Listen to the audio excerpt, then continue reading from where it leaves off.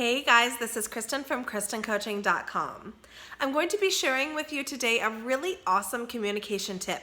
It's one of my favorites that I use every single day in my relationship, and it's especially useful when you are in arguments with your significant other.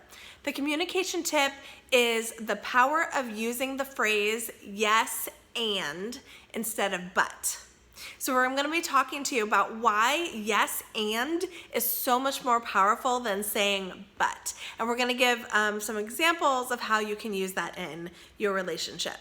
So basically, when you are in an argument and your other half is saying things or you're saying things and you're trying to get your point across, when someone responds to what is being said and they say blah, blah, blah, blah, blah, but you shouldn't do this, da da da da da. The but in that sentence completely just gets rid of everything that was said before and only holds what the person is trying to say after the but happens. Basically what I'm trying to say is when you use the word but, you're not holding all parts of the argument. You're only holding the part that you're trying to say. But when you say the words or the phrase yes and, then you're going to be able to hold both sides of the conversation in an argument, which is really helpful. So let's give an example because it can be a little confusing just talking about it without actually using it in context. So for example, if your significant other says, hey, I am thinking about buying this $2,000 laptop. I really need a new one. So if you say, I hear you want a new laptop, but we don't have the money right now, so it's probably not a good idea. So you said, yes, I understand, I hear that you want a laptop, but it's not a good idea, blah, blah, blah, blah, blah.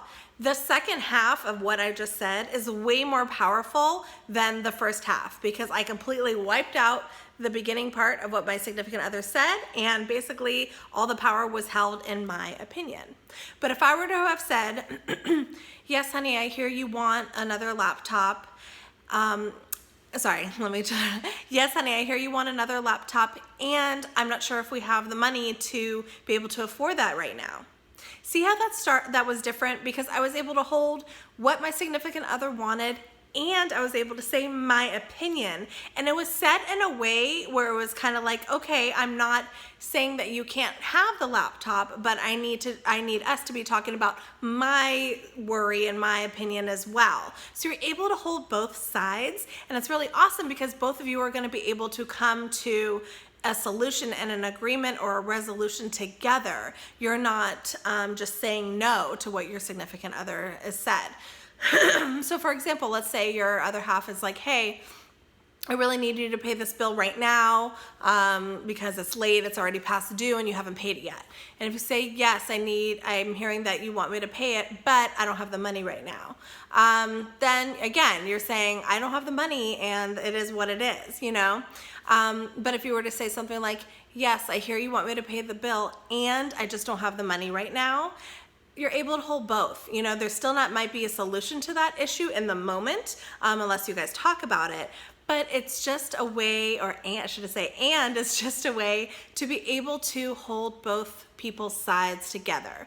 This is really important because your other half or yourself is going to feel validated in that argument. You're going to feel like your other half is hearing you. Your other half is going to feel like that you're hearing them.